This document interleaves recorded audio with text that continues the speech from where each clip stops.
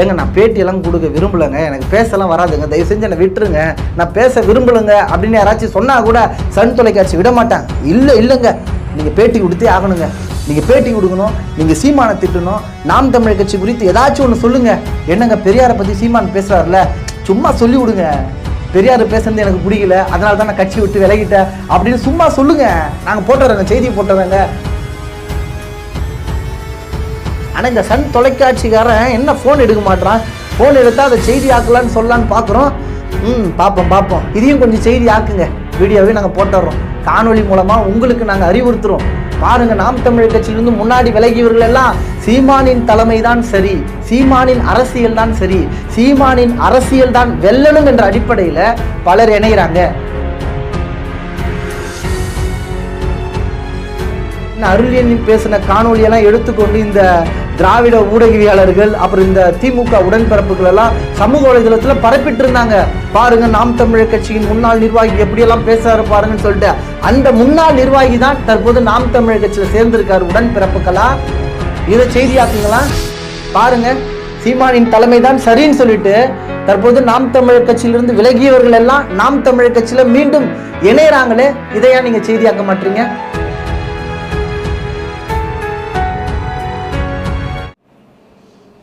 நானும் இந்த சன் தொலைக்காட்சிக்கு ரொம்ப நேரமாக நான் முயற்சி பண்ணுறேன், அழைப்பை எடுக்க மாட்டாங்க. அதாவதுங்க, நாம் தமிழர் கட்சியிலிருந்து யாராவது விலகிட்டால் சன் தொலைக்காட்சி என்ன பண்ணுவாங்கன்னு உங்களுக்கே தெரியும். இரவு ஒருத்தர் நான் நாம் தமிழர் கட்சியிலிருந்து விலகிறேன் அப்படின்னு ஒரு செய்தியை முகநூல்லையோ இல்லை ட்விட்டர்லேயோ பதிவு செய்தால் அடுத்த நாள் காலையில் ஒரு 5 மணி இல்லை 6 மணிக்கெல்லாம் சன் தொலைக்காட்சி நாம் தமிழர் கட்சியிலிருந்து விலகினார் பார்த்தீங்களா, அவர் வீட்டு வாசலில் நிற்பாங்க. நிற்கும்போது பார்த்தீங்கன்னா அவர் தூங்கி எழுந்து வெளில பார்த்தா சன் தொலைக்காட்சி ஊடகவியலாளர்களெல்லாம் வெளியில் நிற்பாங்க. என்னங்க நேற்று நைட்டு செய்தி போட்டிருந்தீங்க நாம் தமிழ் கட்சியிலேருந்து விலகிட்டேன்னு சொல்லிட்டு, என்னங்க இவ்வளோ நேரம் நீங்கள் தூங்குறீங்க, நீங்கள் 5 மணிக்கெல்லாம் எழுந்திருப்பீங்கன்னு நினச்சா 6 மணி வரைக்கும் தூங்கிட்டீங்களே, கொஞ்சம் வெளில வாங்க, உங்ககிட்ட நாங்கள் பேட்டி எடுக்கணுங்க, முகத்தை கழுவிட்டு வாங்க, இருங்க நான் குளிச்சுட்டு வந்துடுறேங்க, குளிச்சுட்டு வந்துட்டு பிறகு பேட்டி கொடுக்கலாமா அப்படின்னு கேட்கும்போது, குளிச்சுட்டெல்லாம் வர வேணாங்க, முகத்தை மட்டும் கழுவிட்டு வாங்க, சீக்கிரமாக வாங்க, நாங்கள் சீமானை பற்றி பேசணுங்க, சீமானை பற்றி அவதூறு பரப்பணுங்க அப்படின்னு சொல்லிட்டு பேட்டி எடுத்து இந்த சன் தொலைக்காட்சி வெளியிடுவாங்க. நாம் தமிழர் கட்சியிலிருந்து மாவட்ட செயலாளர் விலகினார், நாம் தமிழர் கட்சியிலிருந்து இளைஞர் பாசறை பொறுப்பாளர் விலகினார், நாம் தமிழர் கட்சியிலிருந்து ஒன்றிய செயலாளர் விலகினார், நாம் தமிழர் கட்சியின் கிளை செயலாளர் உறுப்பினர் விலகினார் அப்படின்னு தலைப்பு செய்தி. அதுதாங்க சன் தொலைக்காட்சியில்.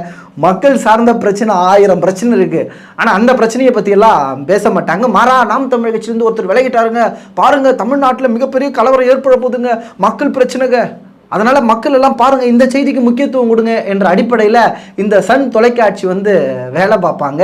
அதே போல் நாம் தமிழர் கட்சியிலேருந்து விலகிற, ஏங்க நான் பேட்டியெல்லாம் கொடுக்க விரும்பலைங்க, எனக்கு பேசலாம் வராதுங்க, தயவு செஞ்சு என்னை விட்டுருங்க, நான் பேச விரும்பலைங்க அப்படின்னு யாராச்சும் சொன்னால் கூட சன் தொலைக்காட்சி விட மாட்டாங்க. இல்லைங்க, நீங்கள் பேட்டி கொடுத்தே ஆகணுங்க, நீங்கள் பேட்டி கொடுக்கணும், நீங்கள் சீமானை திட்டணும், நாம் தமிழர் கட்சி குறித்து ஏதாச்சும் ஒன்று சொல்லுங்கள். என்னங்க பெரியாரை பற்றி சீமான் பேசுகிறாருல, சும்மா சொல்லி விடுங்க, பெரியார் பேசுறது எனக்கு பிடிக்கல, அதனால தான் நான் கட்சி விட்டு விலகிட்டேன் அப்படின்னு சும்மா சொல்லுங்கள், நாங்கள் போட்டுறோங்க, செய்தி போட்டுறோங்க அப்படின்னு சன் தொலைக்காட்சி வேகமாக வேலை பார்த்தாங்க. இப்போ ஃபோன் அடிக்கிறோம், ஆனால் இந்த சன் தொலைக்காட்சி ஊடகவியலாளர்கள் யாரும் எடுக்க மாட்டுறாங்க. என்ன நாங்கள் ஒரு செய்தி சொல்லலான்னு தான் நான் ஃபோன் அடிக்கிறேன். என்ன விஷயம்னா, நாம் தமிழர் கட்சியிலிருந்து யாராச்சும் விலகிட்டா வீட்டு வாசலில் நின்று அதை செய்தியாக்கி மக்கள் மத்தியில் கொண்டு போய் சேர்க்குறீங்களே, அதே போல் நாம் தமிழர் கட்சியில் ஒவ்வொரு நாளும் பலர் இணைஞ்சிட்ருக்காங்க. நாம் தமிழர் கட்சியில் அதையா மக்கள்கிட்ட சொல்ல மாட்டீங்க நீங்கள்?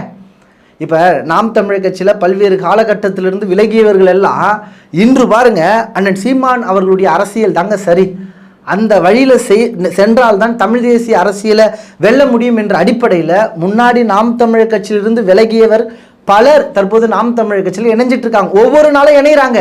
ஆனால் இந்த சன் தொலைக்காட்சிக்காரன் என்ன ஃபோன் எடுக்க மாட்டான், ஃபோன் எடுத்தால் அதை செய்தி ஆக்கலான்னு சொல்லலான்னு பார்க்குறோம்.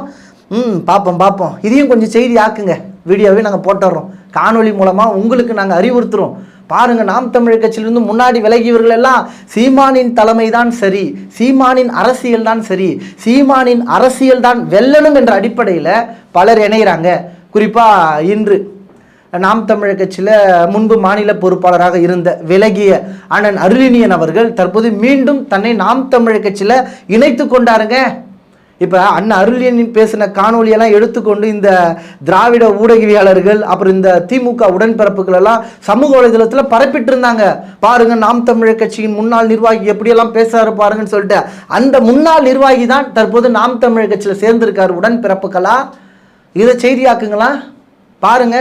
சீமானின் தலைமை தான் சரின்னு சொல்லிட்டு தற்போது நாம் தமிழர் கட்சியிலிருந்து விலகியவர்கள் எல்லாம் நாம் தமிழர் கட்சியில் மீண்டும் இணையறாங்களே, இதையா நீங்கள் செய்தியாக்க மாட்டீங்க? எடுத்து போடுங்களாம், மக்கள் மத்தியில் தெரியப்படுத்துங்களாம். அதாவது ஒரு விஷயந்தாங்க, ஒருத்தர் நாம் தமிழர் கட்சியிலிருந்து விலகுனா 100 பேர் ஒரே நாளில் நாம் தமிழர் கட்சியில் இணைஞ்சிட்டு இருக்காங்க. இப்போ விலகுறவங்களுக்கு ஒரு நாள் புரியும் நாம் தமிழர் கட்சியின் அரசியல் தான் சரியானது. இப்போ குறிப்பாக நாம் தமிழர் கட்சியில் ஒரு சில இடங்கள்லேருந்து விலகிறாங்களே, அவர்களுக்கெல்லாம் நான் என்ன சொல்ல விரும்புகிறேன்னா, நீங்கள் வேற ஒரு கட்சிக்கு போனாலும் கூட உங்களால் நிம்மதியாக உறங்க முடியாதுங்க. நாம் தமிழர் கட்சியின் அரசியலிருந்து நீங்கள் வெளியேறினா, நாம் தமிழர் கட்சி வெறும் அரசியல் கட்சி கிடையாதுங்க, அது ஒரு குடும்பம். அது நீங்கள் நாம் தமிழர் கட்சியில் கடைபிடிக்கிற கொள்கைகளை போல வேற எந்த கட்சியிலும் நீங்கள் எதிர்பார்க்க முடியாது. நீங்கள் திமுகவுக்கு போனால் என்ன பண்ணுவீங்க? இன்ப நிதி வாழ்கன்னு கோஷம் போடுவீங்க. ஆனால் நாம் தமிழர் கட்சியில் தலைவர் பிரபாகரன் வாழ்க, தமிழ் தேசிய அரசியல் வெல்கன்னு கோஷம் போடுவீங்க. நீங்கள் இந்த அரசியல் அமைப்புக்குள்ளே பயணிச்சுட்டு வேற எங்கே போனால் உங்களால் நிம்மதியாக உறங்க முடியும்? உங்களால் நிம்மதியாக தூங்க முடியுமா? நிம்மதியாக கூட தூங்க முடியாதுங்க. குறிப்பாக நாம் தமிழர் கட்சியில் யாராச்சும் மாவட்ட செயலர் இருந்தால் இந்த திமுக கட்சியை சார்ந்தவங்க, மாற்று கட்சியை சார்ந்தவங்கெல்லாம் எங்கள் கட்சிக்கு வந்துடுங்க, நீங்கள் நல்லா பேசுகிறீங்க, நீங்கள் எங்கள் கட்சிக்கு வந்தீங்கன்னா உங்களை எங்கேயோ நாங்கள் கொண்டு போயிடுவோங்க. எங்கேயோ கொண்டு போயிடுவாங்கன்னா எங்கள் நடுத்தெருவில் தான் நிப்பாட்டுவானுங்க. இனிக்க பேசுவானுங்க. பேசி வாங்க, எங்கள் கட்சிக்கு வாங்க, உங்களுக்கு நான் மாவட்ட பொறுப்பு தரோம், உங்களுக்கு மாநிலத்தில் பொறுப்பு தரோம், எங்கள் கட்சிக்கு வந்துடுங்க.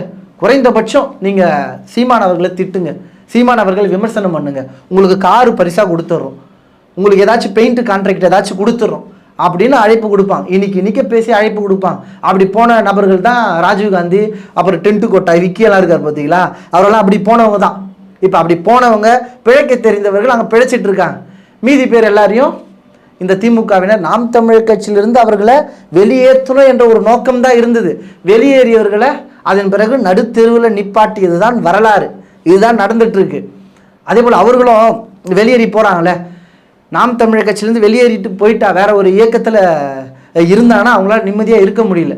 குறிப்பாக அண்ணன் அருளினியனெல்லாம் பார்த்தீங்கன்னா திராவிட இயக்கத்திலேயோ திராவிட கட்சியிலையோ அவர் இணையில. அவர் ஒரு தமிழ் தேசிய அரசியலை முன்னெடுக்க வேண்டும் என்று ஒரு அமைப்பு தொடங்கி தமிழ் தேசிய அமைப்புக்குள்ளே தான் அவர் பயணித்தார்.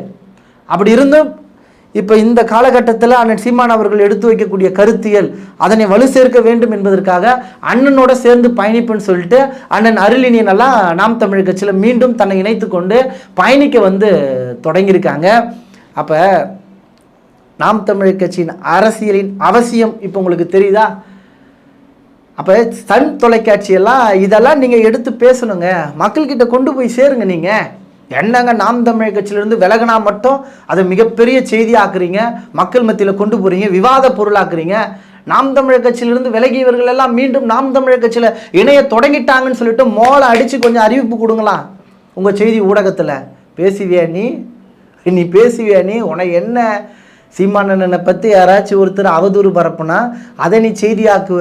ஆனால் நாம் தமிழர் கட்சியில் பல பேர் இணைஞ்சா அதை நீ செய்தியாக்க மாட்டேன். நாம் தமிழர் கட்சியில் பலருக்கும் மாநில பொறுப்பு, மாவட்ட பொறுப்பு, மண்டல பொறுப்புன்னு ஒவ்வொரு நாளும் அறிவிச்சுட்டு தான் இருக்காங்க. அதெல்லாம் செய்தியில் போடா. விழுப்புரத்திலே மாநில ஒருங்கிணைப்பாளராக மருத்துவர் விக்ரம் அவர்கள் அறிவிக்கப்பட்டுள்ளார். இதெல்லாம் செய்தியாக போடா. நீ போடுவியா? நீ போட மாட்டல, போட மாட்டேன். நீ போயிட்டு வேலை பாரு. யாருக்கு? இன்ப நீதி முதலமைச்சர் ஆக்குறதுக்கு நீ வேலை பாரு. அப்போ இந்த சன் நியூஸ் போன்ற ஊடகத்தின் உண்மை முகத்தை மக்கள் அறிந்து கொள்ளணும். அதே போல் முன்பு விலகியவர்கள் பலர் மீண்டும் தங்களை நாம் தமிழர் கட்சியில் இணைத்து கொள்வதை நீங்கள் எப்படி பார்க்குறீங்கன்றத உங்களுடைய கருத்துக்களை தெரியப்படுத்துங்க. மீண்டும் அடுத்த ஒரு நல்ல பதிவுகளில் உங்களை சந்திக்கிறேன். இதுவரை நமது இன விடுதலை வலையொலியை பின்தொடராத உறவுகள் பின்தொடருங்கள், விருப்பம் தெரிவிங்கள். இந்த பதிவை குறித்த உங்களுடைய கருத்துக்கள் வரவேற்கப்படுகிறது. நன்றி, வணக்கம், வாழ்க தமிழ்.